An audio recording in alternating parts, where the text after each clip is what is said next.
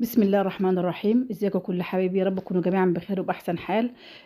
معاكم النهارده سوسو من قناة سوسو للطبخ. ان شاء الله الفيديو بتاعنا النهارده هنتكلم عن محشي الكوسة.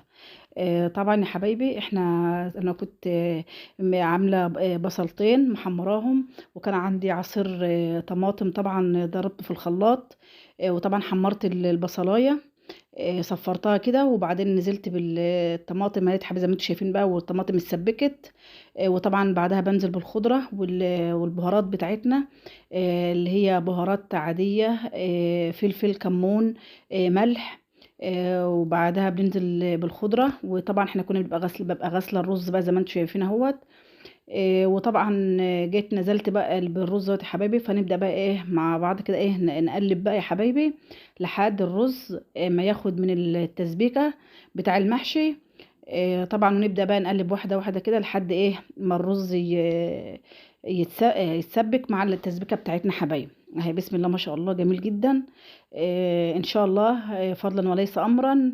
ال- تضغطوا لي بقى لايك واشتراك في القناة بتاعتي، ولأول مرة يشوفني يضغط لي لايك واشتراك ويضغط زر الجرس ويفعل كل عشان يوصلكم مني كل جديد يا حبايبي.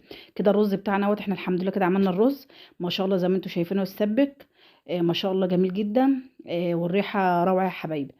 طبعا بقى احنا كنت جايبة بقى كوسة كده جميلة كده، ما شاء الله لسه صابحة حياته طازة.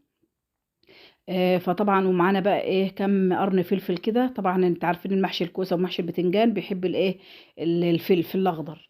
طبعا اي انواع الفلفل، اخضر، احمر، اصفر، المهم لما بيتحشى مع الكوسه او البتنجان طبعا بيخلي له ريحه يا جماعه رهيبه. مع الطعم كمان اهو يا حبيبي، كوسه جميله جدا كنت جايباها ما شاء الله، هي لسه جايباها. وطازه وجميله جدا وخضره ولسه متقطعه.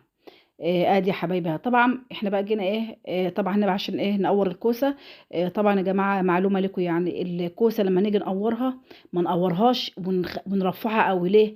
لان لما تيجي تاكليها هتبص طبعا هتفكك منك في الحله او تفرقع. لكن ما بسيبها كده ما شاء الله فيها لحم كده، بتيجي تاكليها تلاقي ما شاء الله طعمها جميل جدا. فطبعا ديت ده طبعا كلام والدتي ليا ربنا يديها الصحه، كانت دايما تقول لي ما ترفعيش الكوسه قوي، خلي الكوسه يبقى فيها سنه شويه كده، علشان لما تيجي تاكليها تلاقيها تقطم في حنكك وتحس بطعم الكوسايه وانت بتاكليه. وطبعا معانا بقى كام قرن فلفل اخضر يا حبايبي اهوت زي ما انتم شايفين برضو، مفضيينه وقورناه ما شاء الله مع الكوسه. ونيجي هنا يا حبايبي بقى الحمد لله طبعا، بعد كده ما قورنا الكوسه وغسلناها غسله كويسه كده بالميه الجاريه، على الحوض كده تحت الحنفيه. طبعا اهوت يا حبايبي، حشينا المحشي. وطبعا لما بنيجي نحشي الكوسه ما بنملهاش قوي، ولا نضغط على المحشي كده واحنا بنحشيه في قلب الكوسايه. ليه؟ عشان ساعه لما بتيجي تستوي ما تفرقعش منك يا حبيبتي. فطبعا بالنسبه بقى نيجي لتزويد الكوسه. لما نيجي نزود الكوسه يا حبايبي، طبعا ما نزودهاش كتير، يا دوبك بس لحد الربع كده من تحت. ليه؟ لان طبعا كده كده الكوسه لما بتيجي تستوي طبعا الكوسه بيبقى كلها ميه، فطبعا مع الغليان تبص تلاقي الكوسه بتنزل ميتها في قلب الشوربه. فطبعا كده كتر الشوربه يخلي الكوسه تعجن منك. واهو يا حبيبي زي ما انتم شايفينها كده انا زودت ربع الحله شوربه. وطبعا لازم تهز الحله كده عشان الشوربه تخش ما بين الكوسه كلها. وطبعا يا حبايبي، زي ما انا قلت لكم هي كده كده بتنزل ميتها.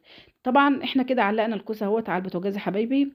طبعا لما يعني نعلي عليها للنار، وساعة ما بتاخد غلوة معانا وتغلي لها غلوتين كده بنقوم موطينها يا حبايبي زي ما انتم شايفين اهو.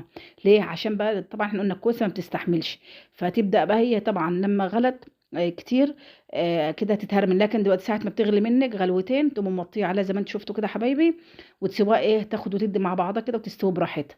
ادي هنا يا حبايبي اهوت بسم الله ما شاء الله الريحة بتاع المحشي الكوسة جميلة والله يا جماعة، جميلة جدا. ادي كده الكوسة بتاعتنا استوت اهي ما شاء الله، مفيش حاجة مفرقعة مننا. والكوسه ما شاء الله جميله جدا ومستويه. وما شاء الله جميله جدا. ان شاء الله الفيديو بقى يعجبكم، وما تنسلوش باللايك والاشتراك في القناه وتعليقاتكم الجميله بتديني طاقه ايجابيه. ويا رب يديمكم في حياتي كده وما يحرمنيش منكم ابدا. والسلام عليكم ورحمه الله وبركاته حبايبي، مع السلامه.